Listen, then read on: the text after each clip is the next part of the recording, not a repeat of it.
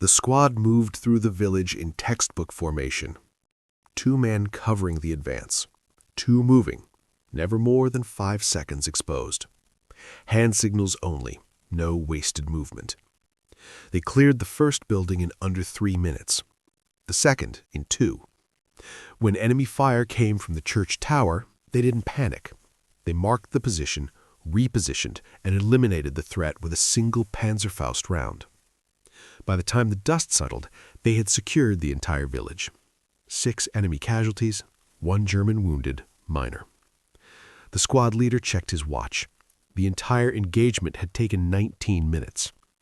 Everything had been done correctly, exactly as trained, exactly as practiced 100 times before. They held the village for 3 days. Then they were ordered to fall back. Not because they had failed, not because the enemy had pushed them out, because there was no one left to hold the positions on either side of them. They had executed the engagement perfectly, and still nothing changed. For most of human history, wars were decided by who fought better. The more disciplined army, the better trained soldiers. The commanders who made smarter decisions under pressure. And the German military, going into World War II, had every reason to believe this pattern would hold. German soldiers trained longer than their opponents, not weeks, years. An NCO in the Wehrmacht had been in uniform since before the war started. He knew his men, he knew his equipment, he knew doctrine so well he could adapt it without thinking.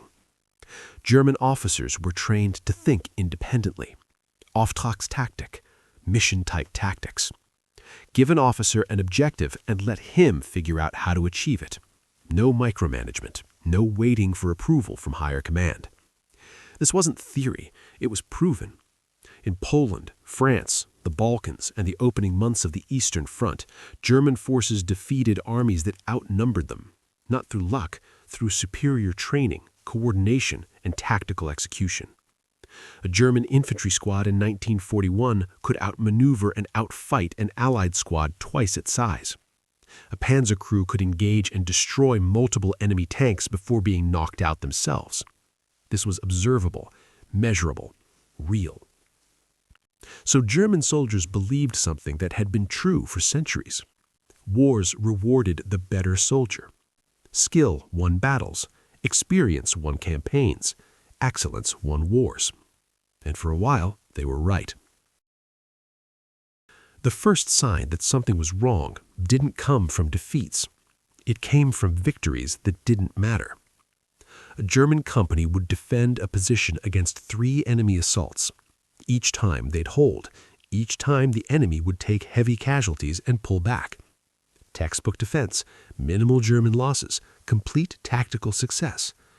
And then a week later, they'd be ordered to abandon the position anyway, not because they couldn't hold it, because the units on their flanks had been pushed back, and staying would mean encirclement.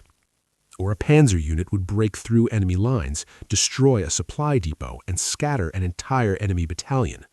Exactly the kind of decisive action that should have changed the momentum of a battle. But the next day, a new enemy battalion would occupy the same positions. New supplies would arrive, and the breakthrough meant nothing.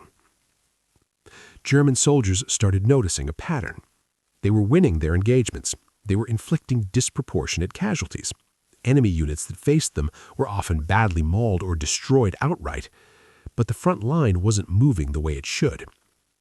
Territory gained one week was lost the next, not because German units were defeated, but because there weren't enough of them to hold everything they'd taken.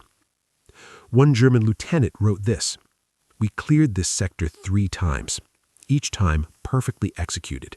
Each time we moved on to the next objective, and each time the enemy returned after we left. They were winning, but the war wasn't moving." By 1943, the mismatch was becoming impossible to ignore.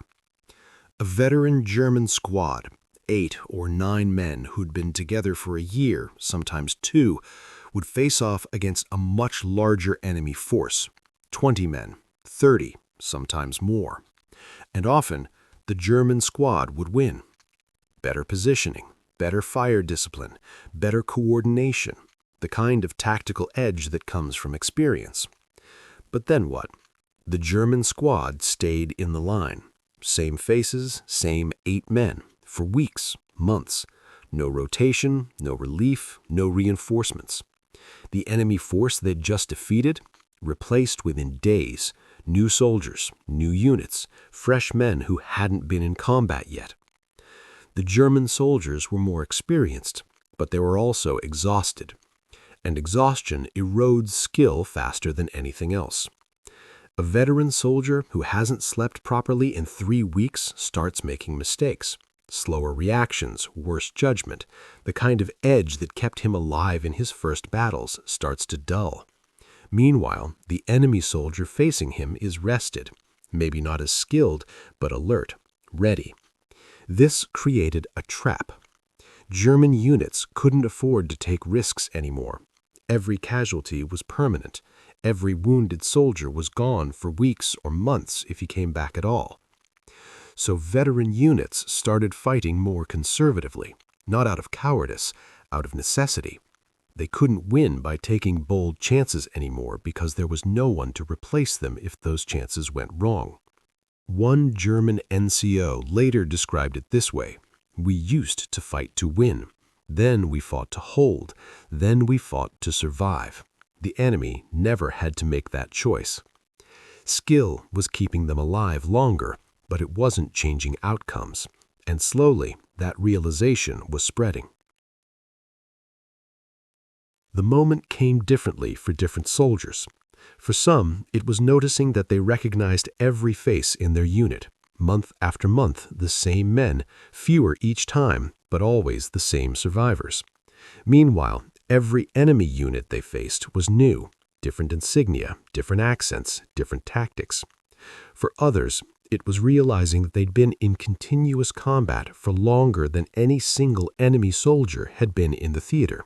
A German soldier in Italy in 1944 might have been fighting since North Africa in 1941. 3 years of combat, 3 years of experience. The American soldier he faced might have landed in Italy 2 months ago, fresh from training, still learning. But the American would be rotated out for 6 months, maybe less, sent to a rest area, replaced by another fresh soldier. The German would stay until he was killed, captured, or too badly wounded to continue. This is when the belief started to break. Because experience should have been an advantage. It should have made German soldiers more effective, harder to defeat, more dangerous over time. And individually, it did. But experience doesn't scale when you can't replace it. A veteran squad of 8 men is more effective than a green squad of 8, especially when those 3 green squads of 8 can be replaced and the veteran squad can't. One German soldier reflecting on this after the war said this: "We became very good at surviving, but the enemy became very good at having more soldiers than we could survive." That's the realization. Experience stopped being an advantage once it couldn't be replaced. The individual soldier was still better trained, still more skilled, still more likely to win a fair fight. But there were no fair fights anymore. And slowly, across the entire force, soldiers stopped believing that skill would be enough. Let's step back and understand why this happened. Because this isn't about individual courage or training quality. It's about systems. Germany built a military around the concept of the professional soldier. Long training cycles, high standards, experienced NCOs who could lead small units independently. This works brilliantly in short wars. In campaigns that last weeks or months, experience and training create decisive advantages when the timeline is short. But in a long war, those advantages erode. Here's why. Training a truly skilled German infantryman took years. Not just basic training, but the real development that turned a recruit into a veteran. The kind of soldier who could think under fire, adapt to changing situations, and lead others. Training an adequate Allied infantryman took months. Basic training, some unit exercises, then deployment. The German soldier was better, individually, technically, tactically. But the Allied soldier was sufficient. And sufficiency, when you can produce it at scale, defeats excellence that you can't maintain. The numbers tell the story. Germany mobilized roughly 18 million men over the course of the war. The Soviet Union mobilized 34 million.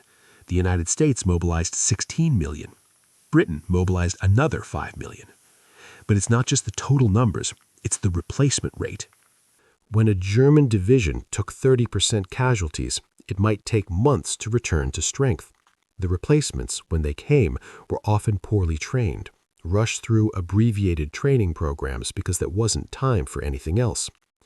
When an American division took 30% casualties, replacements arrived within weeks. And while they weren't veterans, they were adequately trained. They met the baseline standard. The German military optimized for excellence. Every soldier was supposed to be highly capable. Every unit was supposed to operate at a high standard. The Allied militaries optimized for continuity. Every soldier needed to be adequate. Every unit needed to be replaceable. In 1941, excellence won. By 1943, continuity was winning. Here's the key insight. Germany built a force that improved over time. Veterans got better. Units became more cohesive. Skill accumulated. The Allies built a force that could survive time. Losses were replaced. Units were rotated. The force never got much better, but it never got much worse either. And in a long war, the force that can maintain its strength will outlast the force that depends on accumulated skill. German tactical excellence became a wasting asset. Every veteran lost couldn't be fully replaced. Every experienced NCO killed left a gap that a rushed replacement couldn't fill. Meanwhile, Allied adequacy was renewable. Losses were simply replaced with new soldiers trained to the same baseline standard. This is why German skill stopped mattering, not because it disappeared, but because it couldn't be sustained at the scale the war demanded. Once soldiers understood this, their behavior changed. Not dramatically, not at once, but in subtle, important ways. Veterans became more cautious. In 1941, a veteran squad might have taken a calculated risk to achieve an objective faster. Aggressive movement, bold flanking maneuvers, the kind of tactics that training emphasized.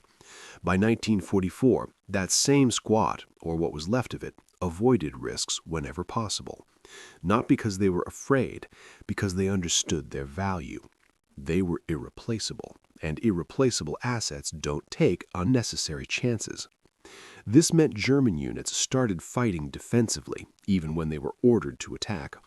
They'd advance, but slowly, methodically, always with an exit strategy. It also changed what veterans taught new recruits.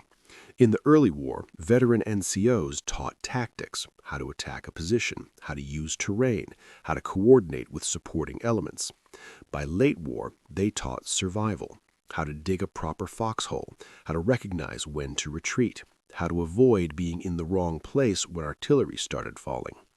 The focus shifted from winning engagements to surviving them. One German corporal later wrote about training a replacement in 1944. I taught him how not to get killed. That was all I could do. He'd be dead before he learned anything else anyway. That's not defeatism, it's realism. The veterans knew that most replacements wouldn't survive long enough to become experienced, so they focused on keeping them alive for as long as possible, rather than trying to turn them into skilled soldiers. This created a feedback loop. As veterans became more cautious, units became less aggressive. As units became less aggressive, they achieved fewer objectives. As they achieved fewer objectives, the strategic situation worsened. But here's the important part. None of this happened because German soldiers stopped being good at their jobs. They were still disciplined, still professional, still capable of executing complex operations when necessary. They just stopped believing it mattered. They didn't stop being good soldiers. They stopped believing that being good soldiers would change the outcome. And once that belief is gone, excellence stops driving behavior. What drives behavior is survival. And survival doesn't require excellence. It requires caution. The obvious question is, why didn't Germany adjust? If the problem was that skill couldn't be replaced at scale, why not change the system, lower the standards, speed up training, produce more adequate soldiers instead of fewer excellent ones? The answer is, they tried, and it didn't work. Here's why. First, training takes time. Real training, the kind that produces even a minimally effective soldier, takes months. Germany didn't have months. By 1943, the situation on every front demanded immediate reinforcements.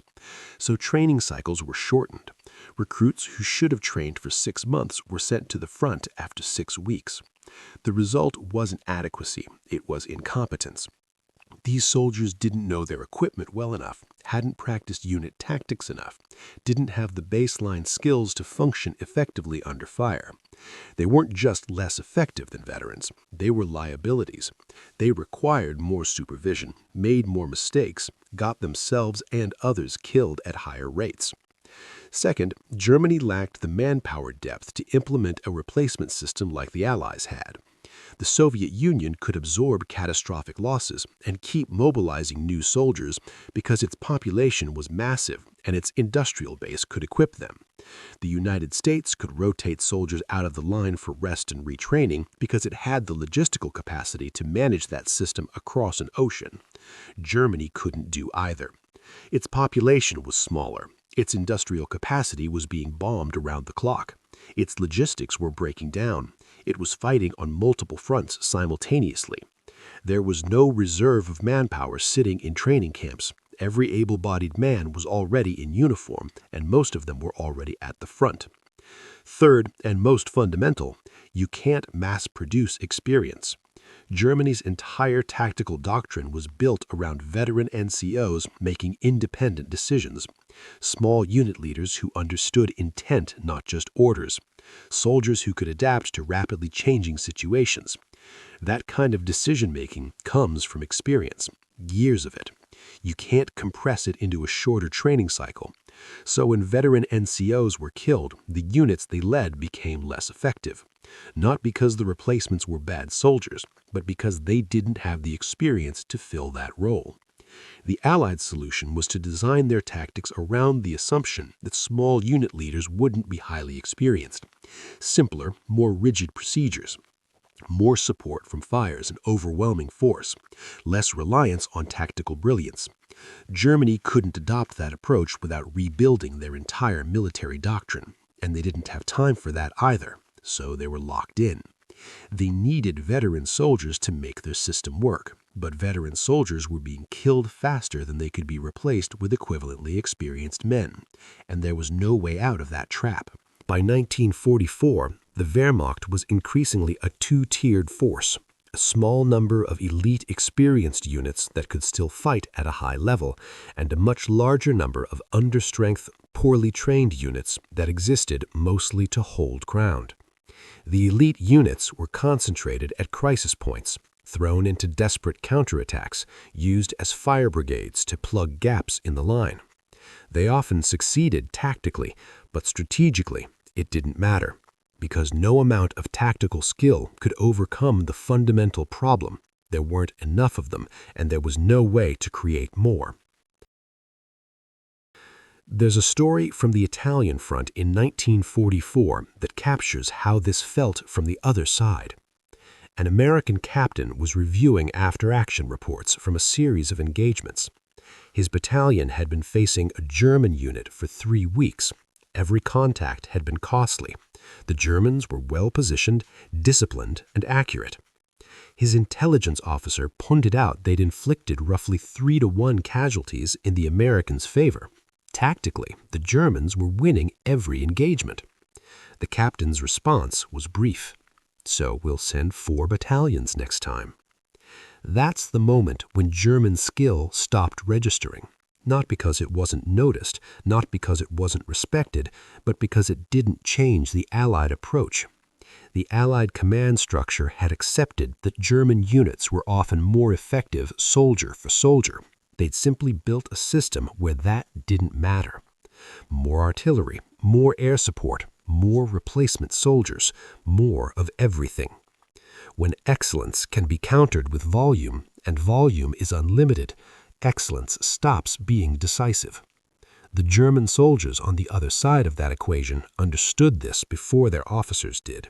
They were winning engagements and losing ground simultaneously, and there was nothing their skill could do to change that reality.